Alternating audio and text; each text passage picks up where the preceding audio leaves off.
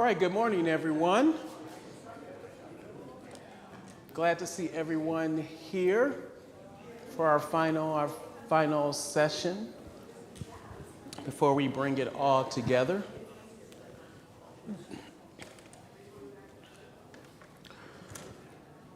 So this morning we're going to focus a little bit on some thoughts and things that will help us when we get to that time of our collective worship and bringing it together. It's been a great couple of days here. I just want to thank all those who have showed up, who have come, who've practiced, who go up to the website, practice the music. And you guys know how dear this is to my heart, right? Because for me, this isn't just about me. This is the next generation, right? And so, passing on that passion and that fire to the next generation, like the young girls that were sitting up here singing, a beam just comes across my face when I hear them, because then I'm thinking of them 20, 30 years later, still there and singing songs and worshiping praise to God. And so instilling it in at an early age. But the reality is that we have to model that, right? We have to show them what that looks like and help to ingrain that in them so it becomes a part of that. The only reason I'm here is because, for us, my parents, they ingrained it. For us, Friday night was always singing night. So at home, we would sit down and pull out the songbook and stuff, and we would sing for about an hour, right? And so it was great because then they help instill in me that love of praise and that love of music. And so there are so many things, we just never know how we influence that generation. And so we do everything that we possibly can. All right, so this is it. It is finished. No excuse. Yeah. How long is the information going to be up on the website? Which information? The songs. So they've been up there for over a year.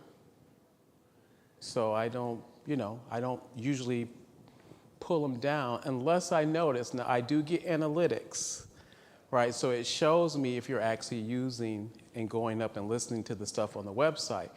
And if it shows me, 3, 4, 5 months, no one's using it, then I just pull the space down and then use it for wherever the next group. Okay, so As long as you're actively using it, yeah, then it stays. That's what I pay for to keep it up there. But if you don't use it, then I'm like, okay, then the next congregation I put it up for them and they use it. So please use it, right? That's it's on our app.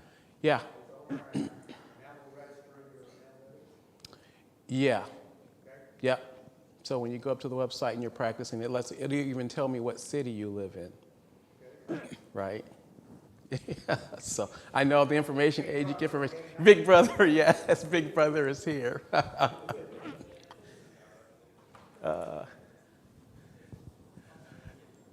So this morning I want us to think about this idea, and I'm going to ask you this question and to think about this. So when I say first fruits, what comes to your mind? Feel free, interaction here. First fruits. Okay, the best of what you have to offer. The very first of what you have to offer? God's portion. Okay. We're going to take a look at that this morning to kind of help us when we're thinking about this perspective. Technology once again.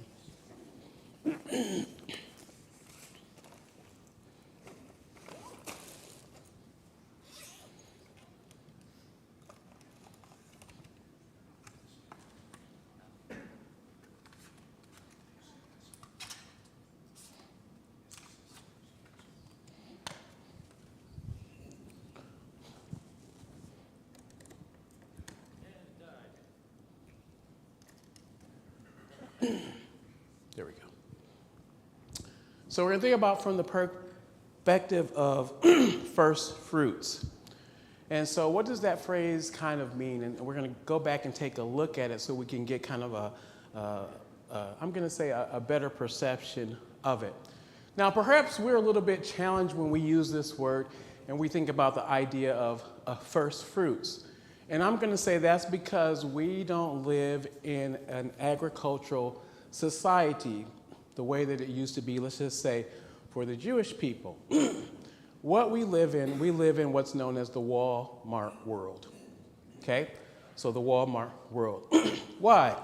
Okay, so this is considered, we're not in spring yet, but still type winter, right? But you can go to Walmart and you can get practically any type of vegetation that you want, right? So usually, we think of strawberries around May, whatever, June time. But you can go to Walmart and get strawberries now. Well, you're like, but wait a minute, they're not in season. Or I can get a kiwi, or I can get a mango. And so when we think about that, okay, strawberries in the wintertime, or dragon fruit, whatever, in the wintertime, instead of whatever, June or October, it's a little bit different for us because in an agricultural society, you would get your produce based upon the season. Based upon the season. Now, realize this, think about this from a Jewish perspective. And so I think for us, our concept of first fruits kind of gets, I'm going to say, a little bit kind of muddled in our ideas because just like here, we can get it anytime we want to. I don't have to wait. Okay? Now, I want you to take your mind back to ancient Israel so we can get a better and understand this whole idea of first fruits. So in Leviticus chapter 23 and verses 9 through 14, so the context, of course, that God has delivered the children of Israel out of Egypt, out of bondage, he's bringing them to Mount Sinai, and he's going to deliver part of his instructions for him. Torah. Torah means instruction, okay? Not law, but it actually means instruction. So he gives them instructions and he says, when you enter the land, there's some things that I want you to do. And he's going to give them some feasts. He's going to give them some gatherings. He's going to talk about the Passover. He's going to talk about the Feast of Unleavened Bread. But then he's going to also tell them, I want you to observe this thing which is known as the first fruits. And so he says, and the Lord spoke to Moses, saying, speak to the people of Israel and say to them, when you come into the land I'll give you and reap its harvest, you shall bring the sheaves of the first fruit of your harvest to the priest. And he shall wave it before Yahweh, and that you may be accepted. And on the day after the Sabbath, the priest shall wave it. And on that day, when you wave the sheaf, you shall offer a male lamb without blemish to the burnt offering to Yahweh. And the grain offering, that it shall be 2/10 of an ephah of flour, which is about 7 pounds, mixed with oil, a food offering to Yahweh, a pleasing aroma, and a drink offering, which it will be of wine, 1/4 of a hin, so that's about a quart. And you shall eat neither bread nor grain, parched or fresh, until this same day, until you have brought the offering to Yahweh. It is a statute forever throughout your generations and your dwellings. All right, so here we are, Israelite, Hebrew mind. This is what's going on for us. So, all right, he's given us these directions, but we're not going to actually get to experience it until we actually get to, the land of Canaan, the land of milk and honey. So we know that for 40 years they're wandering around in the wilderness, but God gives this to them and says, when you get to the land, this is what I want you to do. Now, when you think about this from an Israelite perspective, usually the first harvest that you had would be barley. So it was usually barley, then the wheat would be after that. And so your time frame is going to be somewhere around March or April, okay? So now let's transition our minds from the Walmart, like we said, perspective of I can get it at any time to where, okay, I'm going to have to wait a certain amount of time before this harvest takes place. So let's say what happens in the fall of the year, we plant and we sow whatever that we're going to put into the ground. Okay, so we go ahead and we put it in the ground. time passes, and then what happens? The seed starts to germinate and things start to grow. Okay, so during the winter, it germinates and then it grows. Now we get here and we see these wonderful green things that are there, and we're like, yes, we've produced the fruit. Because we look at it, it's nice, it's green, it's got these wonderful heads on it, but it's not ready yet. It's still not ready. It looks nice, it looks great, but it's still not harvest time. So just think about this for the months. What's sustaining you, whatever, for these months while you're waiting for this? And then we finally get to this time. We get to this point where the field is ready. The field is ready for harvest. So we've put in all this work that we can, whatever we're doing. Most of it, of course, God's doing it because we just put the grain in the ground, right? And he's doing all the stuff underneath and bringing it up for us to actually use. So now, here it is. It's probably around March, April time frame. And so that means the Passover is going to be coming up soon, the Feast of Unleavened Bread, and then the first fruit. So our crop is ready for the harvest. So in Leviticus chapter 23 and verses 9 and 14 that we saw there, it's like, well, what is this first fruits about that God is instructing the children of Israel? This feast, like we said, is about the first of the harvest. So what happens is, as we saw there, what happens is we have all these days, and then after the Sabbath, so Sabbath would have been on Saturday, then Sunday, we were to bring the harvest, okay? So this harvest would be brought on Sunday, which is it's interesting how all this stuff seems to relate because we're going to be bringing, of course, our first fruits today. And so remember when we brought it, we were going to bring our sheave, we're going to bring our lamb, and then we're going to bring our drink offering. And the priest is going to wave the sheave, whatever, before God. So what we kind of did this week on Friday night, we started preparing. We had a harvest. So we got the sickle out, we start cutting. Okay, we're practicing, we're getting ready, because on Sunday we're going to offer our first fruits. We're going to offer our first fruits.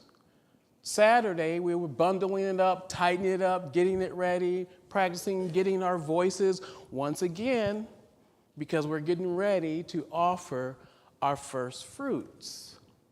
And then, of course, today on Sunday, a few moments from now, we're getting an opportunity to wave the offering of our first fruits before God. The question that I want us to think about, though, is why the first portion? Why the first portion? And I want you to notice that when God gives the instructions to the children of Israel, there's something that he asked them to do in that reading. So here we are in Deuteronomy. So this is the second giving of the law because the first generation has died out. And now this is the generation that is getting ready to go into the land. So Moses is now getting ready to give them more details of what this is actually going to look like, because now we have a different generation. So he says here, now when you come into the land the Lord your God is giving you an inheritance which I've taken for possession, and when you take it, you shall take some of the first of the fruit of the ground, which you harvest from your land, that Yahweh your Elohim is giving you. And you should put it in the basket, and you should go to the place that Yahweh your Elohim will choose to make his name to dwell there. And you shall go into the priest who is in office at that time and say to him, I declare today to Yahweh Elohim that I have come into the land that Yahweh swore to the fathers to give us. Then the priest shall take the basket from the hand and set it down before the altar of Yahweh Elohim. And you shall make response before Yahweh Elohim. So this is what you're going to say. A wandering Aramean was my father, and he went down into Egypt and sojourned there, few in number, and there he became a nation. great, mighty, and populous. And the Egyptians treated us harshly and humiliated us and laid on us hard labor. Then we cried to Yahweh, the Elohim of our fathers, and Yahweh heard our voice and saw the affliction, our toil, and our oppression. And the Yahweh brought us out of Egypt with a mighty hand and an outstretched arm, and greater deeds and terror and signs and wonder. And he brought us to this place and gave us a land flowing with milk and honey. And behold, now I bring the first fruit of the ground to which you, O Yahweh, have given me. And you shall set it down before Yahweh your Elohim and worship before Yahweh your Elohim. And you shall rejoice in all good that Yahweh your Elohim has given you to your house, to the Levite, to the sojourner who is among you. So sojourners, of course, are aliens, okay? Aliens, immigrants. So what were the three aspects there that we see that Yahweh was trying to get them to understand about this whole concept or this whole idea of first fruits? So there in Deuteronomy chapter 26, verses 1 through 11, we have, I'm going to say, those three aspects that I think that he's trying to get us to see. And the first one is the whole idea of this is actually an act of worship, and that you're actually offering your very best. And so he's saying, I want you to give your best. And notice that he says that as you're doing this, I want you to retell the history of your ancestors, what God has done for them. So it would be almost like giving a testimony, right? You come and say, hey, you know what? I want to share with you what God has done for me. That's what he says. He says, that's what I want you to declare. Man, God has been so good to me. He's blessed me with these first fruits. And you're sharing that testimony because you're giving glory to Yahweh, your Elohim. He says, this is what I want you to do when you get to that land. Now, think about this. You've been traveling around for 40 years, so you haven't been planting anything and growing anything. And so God is saying, but when you get to this land, this is what I want you to do. You're going to plant, and this is going to be the first harvest that you're going to actually come into play. And this is what I want you to do because this is how I want you to remember it. Why? Because what this is going to cause you to do, this is going to cause you to be focused on not self, but to be focused on Yahweh, your Elohim, and worship him. Could you imagine you've been traveling around for 40 years. Now, you've already been living off this stuff that you're seeing on the ground. You're picking up manna, right, and you're eating it, whatever, for 40 years. And you've got water that's kind of following you around wherever you go so you can actually get a drink of water. The desert's kind of hot, and you've got this fiery pillar cloud, whatever, just covers and shades you from the hot sun. Who's doing all the work? Now, when you get to this land, what I want you to do is, okay, plow it up and plant the stuff. Well, but who's causing it to germinate? Who's sending the rain? That you can even have the first fruits. So he says, this is why I want you to give the first portion. And when you give the first portion, this is going to be an act of worship for you. And this is where you're going to remember what God has done for you. Now, the second part of that passage that we read there, the three aspects, we find something also there that actually what this was, the aspect was, this was a promise of future harvest. Future harvest. Now, we use the word first fruits, okay? But the actual word in Hebrew is bikurim. And bikurim means promise to come. Promise to come. And so what that means is, not just is it just the first fruits, but from a Hebrew perspective, Yahweh's asking them to realize that I want you to understand, first of all, I'm giving you the best, that you're giving me the best, but also this means that you believe that I'm going to provide for you through the rest of the year. Because see, when the barley harvest comes, you're hoping that you're going to have a crop that's going to be abundant, that's going to last you to the next season. And so when he says bikarim means this is a promise of things to come. You know what, Lord? I'm offering you the best that I have, which you've given me. I'm offering you the best that I have, and I believe that you're going to bless me, that it's going to be enough to take me through the year to the next season. That's what was represented by the first fruits. And so can you think about that? So think about it from this perspective. Let's just say you just got paid once a year. How many people would like to get paid once a year? You would have to do some serious budgeting, would you? You'd have to be like, is this going to last us for the whole year? Well, this is what God is like. I want you to give me the first of the fruit, because what you're saying to me is that I trust you, that you're going to provide for me through the year, that the crop is going to be enough in abundance to take care of the needs that we have. See, this is a whole different from the Walmart mentality, that I can go get it anytime that I want to. It's a mentality where God is trying to help the people to see you're dependent upon me, and I'm giving you everything, and then some. And sometimes I think that's hard for us, because what this really says is, the Bikurim really says that, you know what, Lord, I trust you.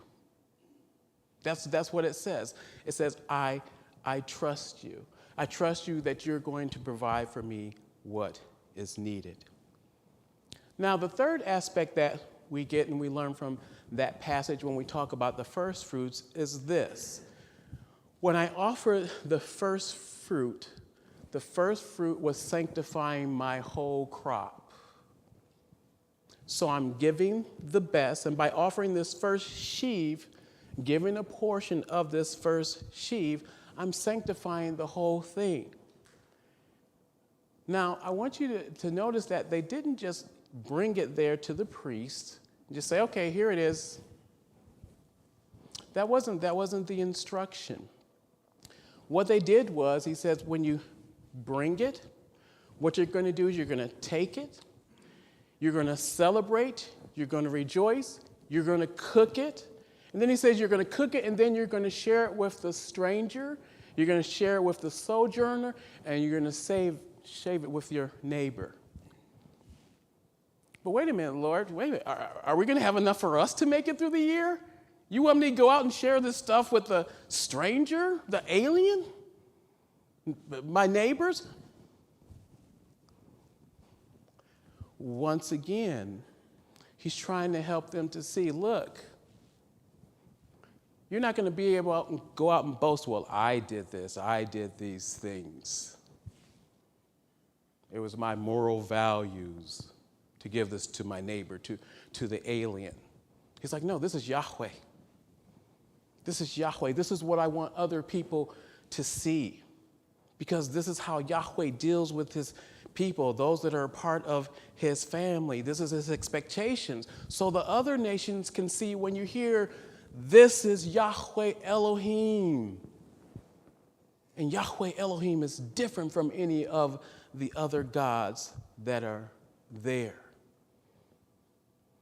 All right, so then when we think about kind of that for us today, and I really want you to think about this, and I want you to ask yourself in your mind, only you know the answer.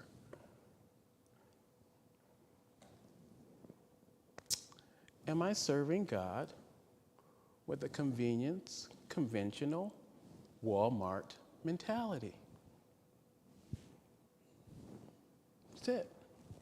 Am I worshiping him with a Walmart mentality?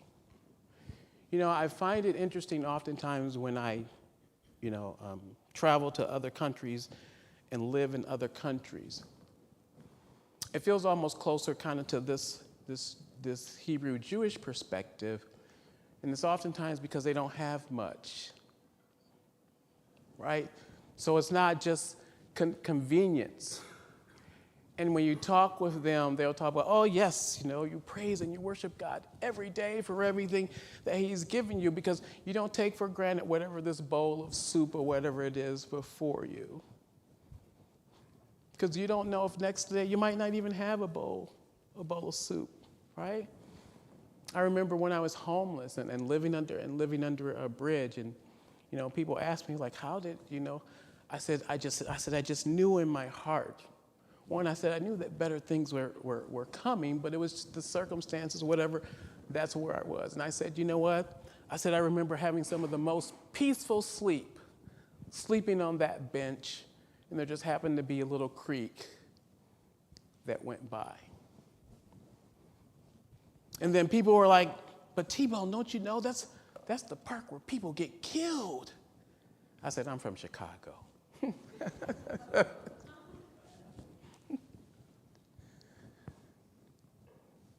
But when we talk about that worship, now, Deuteronomy chapter 26, 1 through 11, see, it starts out with the first fruits began with worship to Yahweh. And then it extended into all of their life. Okay, that's what I want you to see. So when we come here today, this is where the first fruits start. This is not where it ends. This is where your worship starts. And then when you walk out the door, your worship extends through the whole week. This is the huddle. This is the play. This is where we come in. We're like, okay, this, well, woo, we're in the rally for God, yes. And then when we leave, that goes with us out into the world. That worship goes with us. In 1 Corinthians chapter 15, 20 through 23, it says, now let's notice what God has given us as the first fruits to us. He says, but in fact, Christ has been raised from the dead, the first fruits of those who have fallen asleep. For by as one man death came, by one man came also the resurrection from the dead, right? So through Adam, of course, death came.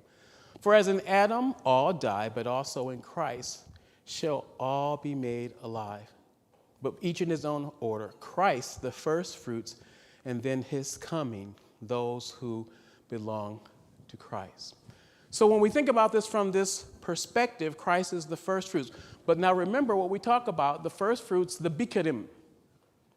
The bikurim is the promise of something to come.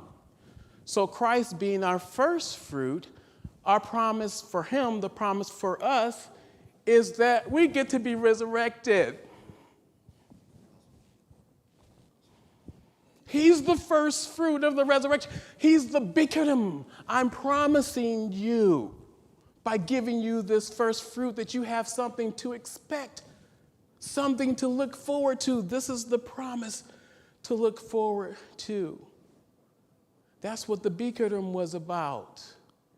Something greater than what you have right now to look forward to. And so in the same time, and it's interesting when you think about this whole feast thing that's going on. So Jesus is kind of falling into the pattern, right? And so Jesus, of course, he's dying. He's rising, of course, from the dead. And it's kind of following that pattern. And now as he rises on that day, that would have been the day of the first fruits. The first fruits. And that was the promise that God was giving. In James chapter 1, verses 17 through 18, it says, every good gift and every perfect gift or complete gift is from above, coming down from the Father of light, with whom there is no variation or shadow due to change. Or of him he brought us forth by the word of truth, We should be some kind of what? First fruits of his creatures. So, when we give our first fruits, we begin with our worship. So today is the beginning. Today will be the beginning of your first fruits. So you get to determine what are you offering God as your first fruits. So it begins with us. This is supposed to bring us into remembrance of what God has done for us. So today, when you're offering your first fruits, I'm hoping that's what's going through your mind also as you worship, is all the stuff that God has done for you through the week.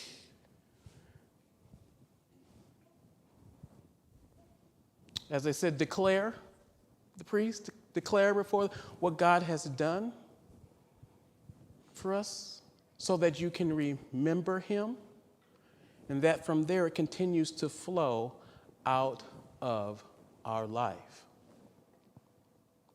You know, Proverbs tells us, it says, honor the Lord or honor Yahweh with your wealth and the first fruits of all your produce.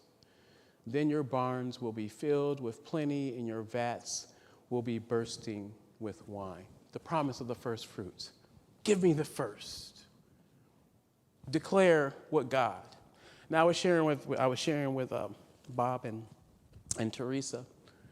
And I said, because God says, test me and see. That's what he says. He says, test me and see. And so I said, okay, Lord, we're going to start off this year. And I said, this is my plan. And I have my plans like kind of written up on the wall.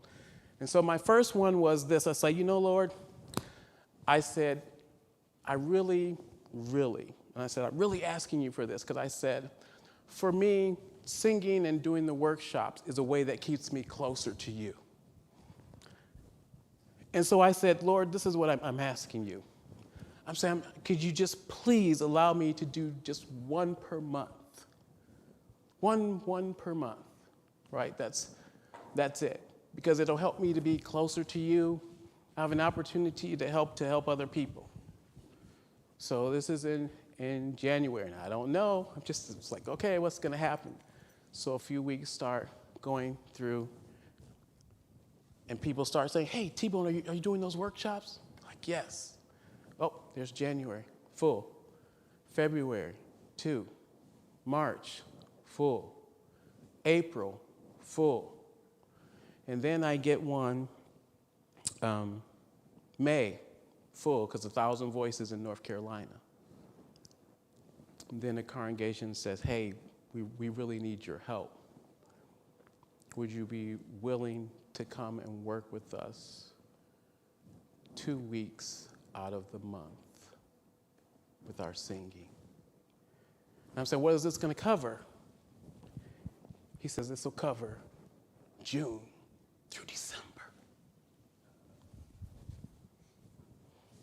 June through December. I fell to my knees.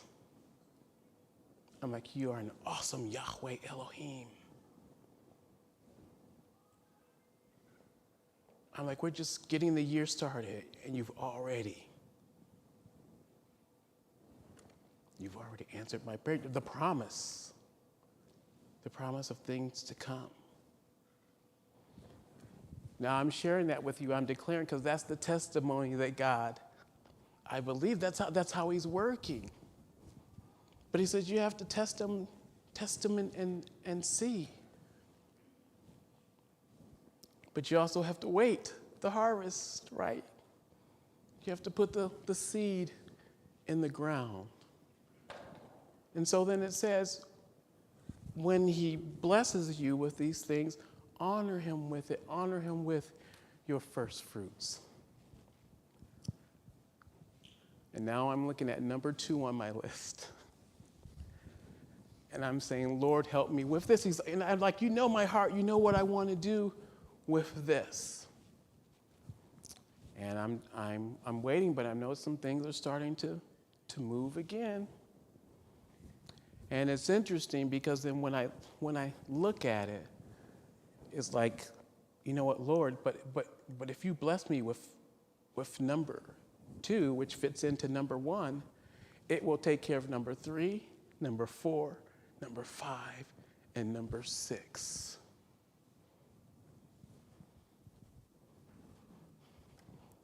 But just like the Israelites, how much do I trust him? And it's not easy. It's not easy when I live in a Walmart convenience world, because my mentality in this world is my time schedule when I want it. I can get it whenever I want. I can get the banana, I can get the grapefruit, I can get any time that I want to. Well, that kind of narrows my trust, because then it's based upon myself. Well, yeah, I know I can go get that anytime that I want to. And sometimes I think we need to challenge God with bigger things so that we can see that it's not us that's doing it. Bigger things, the first fruits, the vats. And so I want you to start thinking about this now just from this perspective. Every Sunday you have an opportunity to offer your first fruits. This is where it starts. But I want you to start getting in the habit of preparing your first fruits. Let's just say Friday night, Saturday, singing your songs. Do it through the whole week if you can, but at least, Friday, start sickling your stuff, getting yourself ready to come and offer your first fruits. I want you to think of it kind of like this. 2% of our worship time is the huddle time on Sundays and Wednesdays. That's just 2%. That's just 2% of your worship time. So when you come here, Bible classes, whatever, doing it, that's only 2% of your total worship time. So we come together, we're in the huddle, right? Strong right, motion to the left, YZ formation, and number 2. That's what we do here. That's what we huddle. We're singing the songs. That's what's all going on in the huddle right now.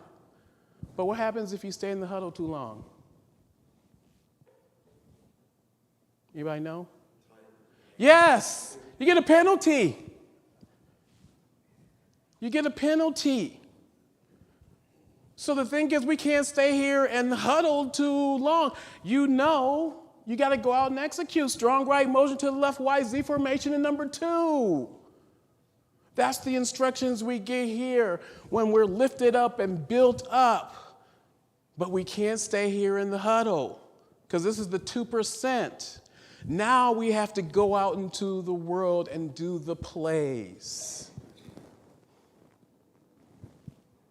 The salt has to get out of the salt shaker if you want your food to taste good. That's the reality. And then the 98% of our worship time is actually during the week. So remember, we said worship extends. It extends into all our life, right? This is the 98% of your worship time. How am I treating my neighbor? What am I saying to my neighbor? How am I helping those people?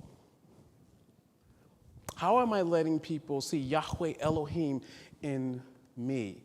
That's 98% time of the worship. Then I come back on Sunday to the huddle, get it up, pep up rally. Woo, that was a great service. I'm on fire, God. Yes, now go out 98% of the time and continue to worship there, because that's what it looks like. That's what he was saying to the Israelites with the first fruits. Bring the first to me, but the first is that a promise. It's a promise that, okay, that you're in control and that you're going to take care of things and that I totally trust you. All right. We're going to do our little warm-up. Everyone stand up. We're going to do one song after this. And then we're going to prepare afterwards for our worship. Did anyone practice while they were in the shower this morning? Yeah, I did, but remember that steam and that moisture, it works quite well. All right, so let's run up and down the scale. We're just going to get ourselves ready because we're going to be offering our best here in some moments. Do, here we go. Do, re, mi, fa, sol, la, te, do. Do, te, la, sol, fa, mi, re, do. Do, do, re, mi, fa, sol, la, te, do. Do, te, la, sol, fa, mi, re, do. Do, do, re, mi, fa, sol, la, te, do. Do, te, la, sol, fa, mi, re, do. All right, chord. So we're practicing once on the chord. You'll notice when I get up and I lead song, I'll blow the note and I'll hit so I can hear the chord so I know that we are all on pitch or on tune or at least close to it. All right, so as we come down, take in your air. Sopranos, you're going to hold that do note. As we come down, altos, we'll hold the so. Tenors, you're going to hold the mi. And bass, you're going to hold the do. And we're listening for that chord. Do, do, re, mi, fa, sol, la, te, do. Take your hearing. Do, ti, la, sol, fa, mi, re, do. Okay, just a little bit more projection. When you get to the end, you feel that air, then belt out that note. Don't strain, okay, but project it. Do, here we go. Do, re, mi, fa, sol, la, te, do. Take your hearing. Do, ti, la, sol, fa, mi, re, do. Good. Have a seat.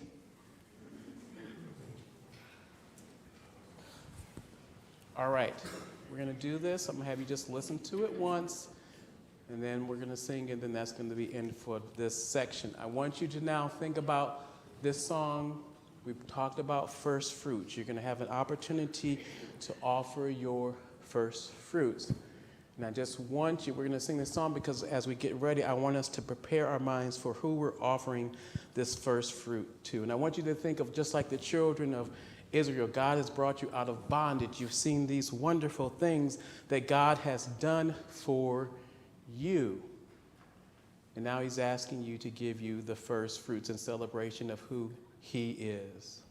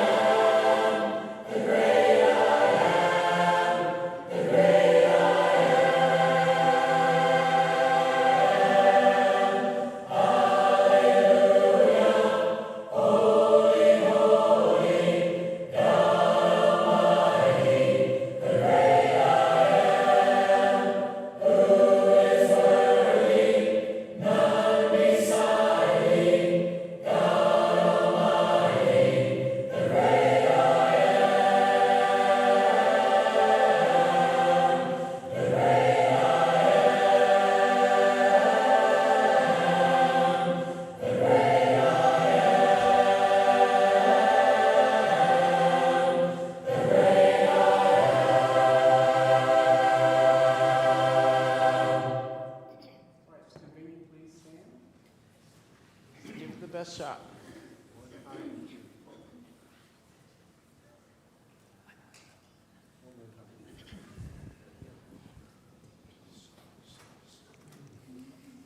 First fruits. Ooh, I want to be close, close to your side, so heaven is real and death is a lie. I want to hear voices of angels above, singing as one.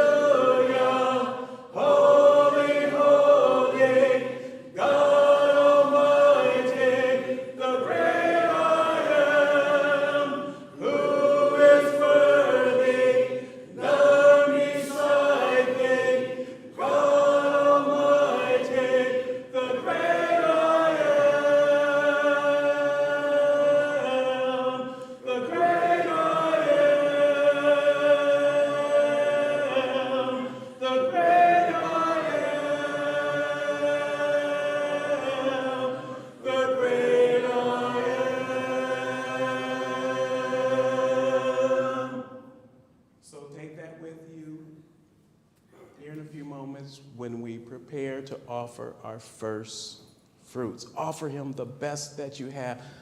Don't hold anything back. He's not holding anything back for you. So don't hold anything back from him, the one who gives it to you.